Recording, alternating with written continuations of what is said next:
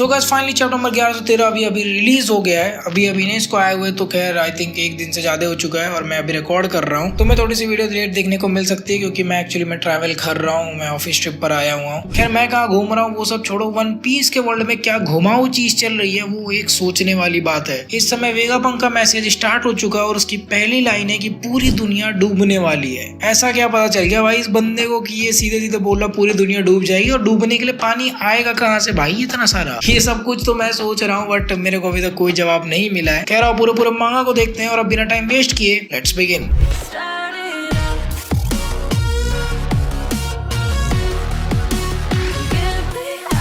So guys chapter start होता है और कवर पेज में हम देख सकते हैं कि रॉबिन जो है वो बैठ के सारे के सारे स्ट्रॉ हैट के साथ यहाँ पर चेस खेल रही है। अरे रॉबिन दीदी हमारे साथ भी खेल लो, हमें मजा आ जाएगा। क्या चैप्टर के टाइटल की बात करो, चैप्टर नंबर 1113 चैप्टर का टाइटल है स्टेलमेट, और इस पूरे चैप्टर में सिर्फ वेगापंक के 15 सेकंड के बारे में बात की गई है। मतलब वेगापंक के अनाउंसमेंट से लेके जो पहला लाइन आता है उसमें सिर्फ 15 सेकंड है और ये पूरा चैप्टर उसी बारे में, लिटरली 15 सेकंड पे एक चैप्टर खींच दिया बे ओडा सेंसी ने। सो गाइस चैप्टर स्टार्ट होता है एक ऐसे लाइन से जिसको मैं बहुत समय से सुनना चाहता था, the mind of A genius. यहाँ पर ये बताया जाता है कि दुनिया का सबसे बड़ा भेजा यानी कि पंक रिकॉर्ड्स। अब यहाँ पर मैं इस लाइन के लिए पर्सनली इतना ज्यादा इसलिए परेशान था क्योंकि मुझे देखना था कि आखिर वेगापंक का रियल ब्रेन कहाँ पर है और आखिर ऐसा क्या रीजन है कि वर्ल्ड गवर्नमेंट वेगापंक को निपटाना चाहता है, और अगर वो लोग इसको निपटा देते हैं तो जो कुछ भी वेगापंक ने रिसर्च किया था वो सब कुछ खत्म नहीं हो जाएगा। इन सारी चीजों के बारे में इस चैप्टर में बताया गया है। खैर वो सब तो बताया गया लेकिन वेगापंक का अभी अनाउंसमेंट चल रहा है, तो वेगापंक अपने अनाउंसमेंट में बोल रहा है कि अब जब मेरी कॉफी बन गई है और उसको थोड़ा समय लगेगा ठंडा होने में, मुझे ऐसा अज्यूम कर लेना चाहिए कि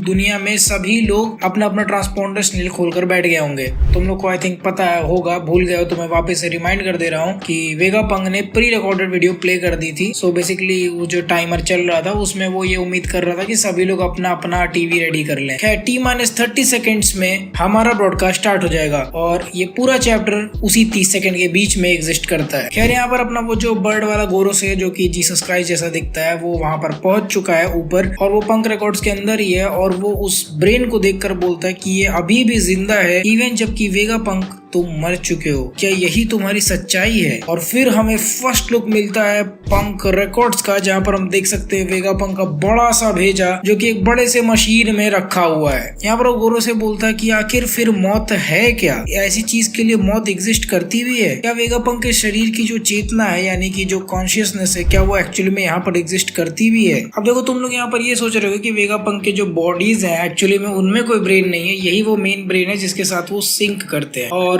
वेगापंक अगर रियल बॉडी मर भी जाती है तो भी वो जिंदा रहेगा क्योंकि उसका एक्चुअल ब्रेन यहाँ पर है। तो भाई देखो जहां तक मुझे लगता है ऐसा कुछ भी नहीं है, लगता नहीं, it is almost confirmed in this chapter. वो मैं तुम्हें अभी आगे बताऊंगा किस पॉइंट पर कंफर्म होता है, पर अभी के लिए मैं तुम्हें ये चीज क्लियर कर देता हूँ कि वेगापंक अगर उसकी रियल बॉडी मर गई तो जो वेगापंक है वो खत्म हो जाएगा। कैसे, ये चीज मैं तुम्हें समझाता हूँ। देखो जो वेगापंक है ना उसने बहुत सारे क्लोन्स बना रखे हैं, हर क्लोन के साथ एक अलग चीज जुड़ी हुई है। जैसे योक को खाना खाना पसंद है और शाका को आई थिंक डिसीजंस लेना पसंद है, उसी तरह लिलिथ को झगड़ा करना पसंद है, अपना जो मेन वेगापंक है उसको सोचना पसंद है और काम करना पसंद है। यहाँ पर जो इनका मेन ब्रेन है ये एक्चुअली में स्टोरेज की तरह काम करता है। यहाँ पर बहुत सारा माल उन्होंने स्टोर करके रखा है जिसको जब मन करता है वो तब उसको बुला लेते हैं और उसके साथ काम करना शुरू कर देते हैं। इट इज जस्ट लाइक कि तुमने बहुत सारे नोट्स बनाकर रखे हुए हैं, वो तुम्हारे दिमाग में नहीं है, तुम्हें जब जरूरत पड़ती है तुम जाते हो नोट्स को फेच कर ले आते हो। ये थोड़ा सा कॉम्प्लिकेटेड हो जाएगा तुम लोग के लिए और इजी वे में समझाता हूँ। हार्ड डिस्क है वो,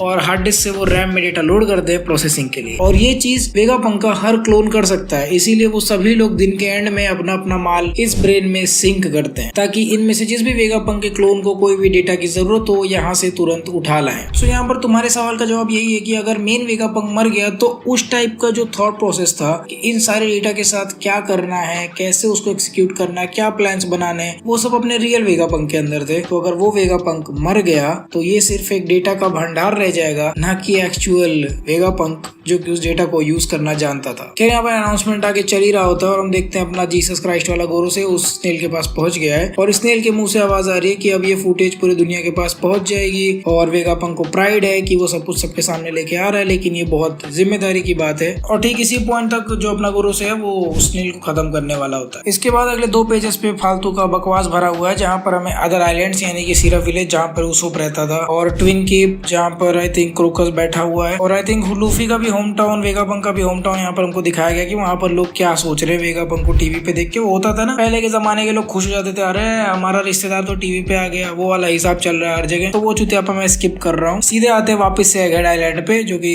आई थिंक 2 पेजेस के बाद है। तो यहाँ पर जो अपना गोरो से है वो उस स्नेल को कुचल के मारने वाला है और जैसे ही वो उसको मार डालता है, और स्नेल को नहीं मार डालता है, स्नेल नहीं मारा है, बस उसके ऊपर का जो भी डिवाइस है वो टूट गया है। तो भी वो नोटिस करता है कि एक्चुअली में वो जो ब्रॉडकास्ट है जो कि वेगापंक का ब्रॉडकास्ट चल रहा है जिसकी वजह से इन लोग के फट के हाथ में आ गई है, वो रुकता नहीं है। और उसी समय इस गोरसे की बुद्धि खुलती है कि वेगापंक इतना चूतिया नहीं कि इतने ऑब्वियस सी प्लेस पे वो इस चीज को यहाँ पर रखेगा, वो भी इतने कम प्रोटेक्शन के साथ। तो वापस वो वेगापंक बर्ड में ट्रांसफॉर्म होता है और गाली देता है मादर वेगापंक, और वो वहां से निकल जाता है तुरंत उसको खोजने के लिए। वेगापंक वीडियो में सबको हेलो बोलता है, लेकिन शाका उसको बोलता है हेलो पहले बोल चुके हो, सीधे मेन पॉइंट पर आओ। और ठीक इसी के साथ विदाउट फर्दर एडू वेगापंक का मैसेज स्टार्ट हो जाता है और सबकी फटके हाथ में आ चुकी है। यहाँ पर अपने बर्ड वाले गोरसे को कॉल आता है कि अभी तक ये रुका नहीं है, आखिर तुम मार्स क्या कर रहे हो, उड़ रहे हो, इधर उधर घूम रहे हो क्या। इस पर वो बोलता है कि भैया मुझे माफ कर दो यार, मेरे मुंह से निकल गई, मुझे नहीं समझ में आ रहा वेगापंक ने क्या किया। वो हम लोगों से ज्यादा होशियार था जितना हम उसको समझ रहे थे। ऑब्वियसली भाई उसका भेजा नहीं देगा तूने, चूतिया है क्या। खैर मार्स अपना जो गुरु है वो बाकी लोग को बताता कि देखो इस समय किसी भी हालत में हम ये ब्रॉडकास्ट नहीं रोक पाएंगे, क्योंकि ये चीज इम्पॉसिबल है पता करना कि आखिर कहां से और किस तरह से वेगापंक इस मैसेज को ट्रांसफर कर रहा है। और हमारे पास कोई भी आइडिया नहीं है कि आखिर वेगापंक इस दुनिया को क्या बताने वाला है। लेकिन यॉर्क ने ऐसा बताया कि वेगापंक का इंटेंशन है कि वो ओहारा की मशाल अपने हाथ में लेकर चले। मतलब बेसिकली जो तुमने ओलंपिक्स में देखा ना, वो मशाल लेके चलते हैं, वो वैसा ही काम कर रहा है। मतलब सीधे सीधे ओहारा की जो ड्रीम्स हैं वो अब वेगापंक का गोल बन चुका है। यहाँ पर तुरंत सैटर्न की बुद्धि चौक हो जाती है और बोलता है कि प्रोफेसर क्लोवर का हिसाब वापस से रिपीट नहीं होगा। क्या मतलब वो उस काम को खत्म करना चाहता है जो कि ओहारा के लोगों ने स्टार्ट किया था। सांजी यहाँ पर वेगापंक की बॉडी को लेके दौड़ रहा है और वो बोलता है वेगापंक तू सुन रहा है, यहाँ पर कोई एक प्यारी सी बच्ची मदद के लिए चिल्ला रही है, बोनी को मेरी हेल्प चाहिए। और अपना जो नाथुराम गोडसे है वो देखता है दौड़ते हुए कि बोनी को अपने महात्मा दी गांडी मारने वाले हैं। सांजी चिल्लाकर बोलता है आखिर वो चीज क्या है। मतलब तुम्हें पिछले चैप्टर में याद होगा कि अपना जो गांधी जी वाला गोरुस है वो एक्चुअली में बोनी को हर्ट करने वाला है, क्योंकि बोनी के पास पावर है सारे के सारे पैसिफिस्टास को कंट्रोल करने के लिए। तो बोनी को उस पॉइंट पर बचाने के लिए तुरंत उसके सामने फ्रांकी आ जाता है और बोनी से बोलता है रास्ते से हटो नहीं तो तुम्हें लग जाएगी। लेकिन अपने गोड से भाई साहब क्यों रुकेंगे, वो चिल्लाते हुए यही आ रहे हैं कि अगर बोनी को कोई इम्प्रेस करेगा तो वो मैं हूँ। और तुरंत अपने गोड से भैया आके अपने गांधी जी को जोर से एक लात खींच के मारते हैं। यानी कि सांजी जो है वो अपने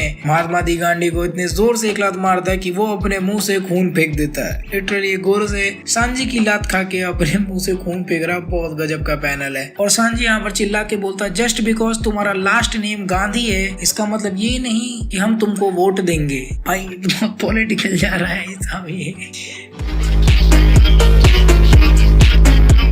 this is just a joke guys. खैर अगर तुम लोग ऐसा सोच रहे हो कि अपने गांधी जी को चोट लग जाती बहुत जोर से, तो भाई ऐसा बिल्कुल भी नहीं है। महात्मा है भाई, वो महात्मा दी गांधी, उसको कहाँ से चोट लगेगा। उसका तुरंत घोड़ा निकलता है और वो सांजी को चबा लेता है। मतलब वो घोड़े में आधा ट्रांसफॉर्म हो जाता है और सांजी को अपने मुंह में दबा लेता है। लेकिन सांजी को ज्यादा कुछ होगा नहीं, उसका स्केलेटल बहुत ज्यादा मतलब स्ट्रॉन्ग है। खैर ये सब चल रहा होता कि तभी उधर से 2 और जायंट्स आते हैं और तुरंत ही इसको पकड़ लेते हैं, यानी कि अपने गांधी जी वाले घोड़े से उस घोड़े को पकड़ लेते हैं और सांजी उसके मुंह से छूट जाता है। यहाँ पर एटलस भी उड़ते हुए उन लोग के साथ ही रहती है, तो वो वेगापंक के मेन बॉडी को पकड़ लेती है और तभी बोनी दोबारा से अपना मूव यूज करती है डिस्टॉर्टेड फ्यूचर, और वो फिर से अपने बॉडी को मैनिपुलेट कर लेती है और इस बार लूफी की जैसे बड़ी सी जायंट बन जाती है, बिल्कुल जैसे गियर 5 का नीका था। हर कोई ये चीज देख के कंफ्यूज है, इवन मैं भी कंफ्यूज हूँ कि आखिर बोनी का डेविल फ्रूट इस तरह से कैसे बिहेव कर रहा है। जहाँ तक मुझे लगा था वो सिर्फ एक एज डेविल फ्रूट है, आखिर वो रियलिटी कैसे मैनिपुलेट कर रही है समझ में नहीं आ रहा। खैर ये सब तो चल ही रहा है, लेकिन तुम्हें ये चीज ध्यान में रहना चाहिए कि वेगापंक का जो अपना अनाउंसमेंट है वो बैकग्राउंड में चल रहा है। यहाँ पर वेगापंक ऑलरेडी एक बात बोल चुका है जब वो जायंट्स उसको पकड़ के दबा रहे थे उस घोड़े को, कि उसने 2 बहुत बड़े बड़े क्राइम्स किए हुए हैं। किए तो खैर उसने बहुत सारे हैं, लेकिन यहाँ पर उसने सिर्फ 2 की बात की है। और वो ये भी बोलता है कि वो एक्सेप्ट कर रहा है कि बहुत ही जल्द उन्हें इसका फल भुगतना पड़ेगा। इसीलिए पर्टिकुलर वीडियो जो तुम मेरी देख रहे हो ये तभी एक्सिक्यूट होगी जब मेरे दिल की धड़कन बंद हो जाएगी। इसका मतलब ये है कि टेक्निकली वेगापंक के जो रियल बॉडी है वो मर चुकी है।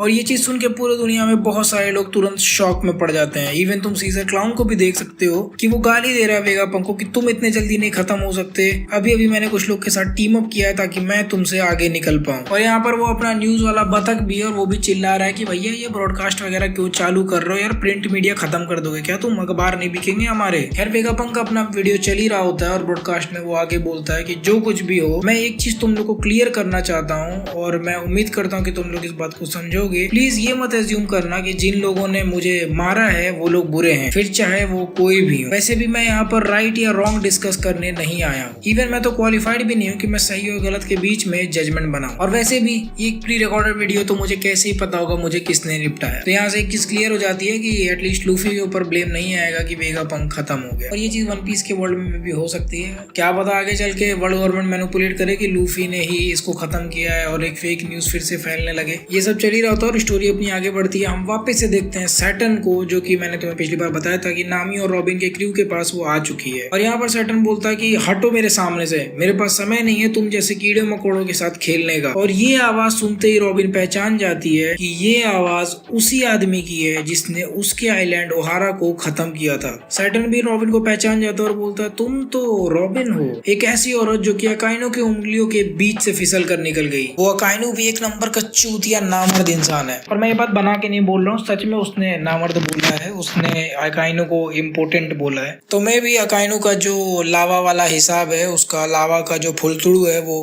कहीं और नहीं जा सकता, जल जाता होगा वे, तभी तो उसको इम्पोर्टेंट बोला उसने। किस कहाँ देगा बहनचोद, इतना गर्म हथियार थोड़ी ना कोई झेल पाएगा वन पीस के वर्ल्ड में भी। खैर रॉबिन को पता चल चुका है कि ये 5 एल्डर्स में से एक बंदा है, क्योंकि उसने उसकी आवाज पहले सुन रखी थी। और ये बात वो बाकी क्रू को बताती है, जिसपे नामी चिल्लाकर बोलती है रॉबिन को किसी भी हालत में कुछ नहीं होना चाहिए। और तभी सैटर्न उसके ऊपर अटैक कर देता है, लेकिन पूरा का पूरा क्रू बीच में कूद कर रॉबिन को बचा लेता है। इवन तुम यहाँ पर देखोगे कि नामी की जो छड़ी है जिसमें वो क्लाउड चला गया था, बिग मॉम का क्लाउड, वो भी आके यहाँ पर गोरोसे से उसको प्रोटेक्ट करने में हेल्प करता है। यहाँ पर अपना बर्ड वाला गोरोसे भी उड़ उड़ के खोज रहा है, वो सोच रहा है कि किसी तरह वो सेंस कर ले कि कहाँ पे कौन सा स्नेल है, बट क्लियरली उसे बिल्कुल भी पता नहीं चल रहा, क्योंकि बहुत सारे लोग यहाँ पर एग्जिस्ट कर रहे हैं जो कि मे बी जीवित हैं, जिसकी वजह से वो अलग से कोई और वेव फॉर्म नहीं डिटेक्ट कर पा रहा। यहाँ पर यॉर्क भी अपनी बुद्धि दौड़ा रही है और सोच रही है कि मैं भी वेगापंक हूँ, मैं पता कर सकती हूँ कि आखिर उसने कहाँ पर छुपाया था। लेकिन व्हाट आई थिंक कि वेगापंक ने अपनी मेमोरी सिंक नहीं की थी उस ब्रेन से, जिसकी वजह से किसी को भी नहीं पता कि आखिर वो ब्रॉडकास्ट कैसे चल रहा है। क्या वेगापंक अपने मैसेज को कंटिन्यू करता है, उसके ब्रॉडकास्ट में हम आगे सुन सकते हैं। यहाँ पर वो बोलता है कि मुझे पता है जो कुछ भी मैं बोलने वाला वो तुम लोग को बहुत मुश्किल होगा एक्सेप्ट करने पे, और तुम में से कुछ लोग तो ये सोचोगे कि मैं एक नंबर का चूतिया आदमी हूँ, लेकिन फिर भी मेरी जिम्मेदारी है कि मैं तुम लोग को बताऊं कि आखिर सच क्या है। और तभी इसी बीच में बाकी गोरोसे लोग का डिस्कशन होता है कि उन्हें सारा का सारा पावर ग्रिड उड़ा देना चाहिए यहाँ पर। लेकिन सैटर्न बोलता कि भैया हमारे दिमाग में ऐसा सवाल ही नहीं आना चाहिए, अगर हमने कुछ भी यहाँ पर उड़ाया तो सिर्फ शिप या इक्विपमेंट ही नहीं हम चीजें जो लूज करेंगे, बल्कि हम बहुत सारा नॉलेज भी खत्म कर देंगे जो कि वेगापंक के दिमाग में है, जिसमें से एक सबसे इंपॉर्टेंट चीज है मदर फ्लेम को दोबारा से प्रोड्यूस करना। मदर फ्लेम अगर तुम्हें नहीं याद हो तो उसी की हेल्प से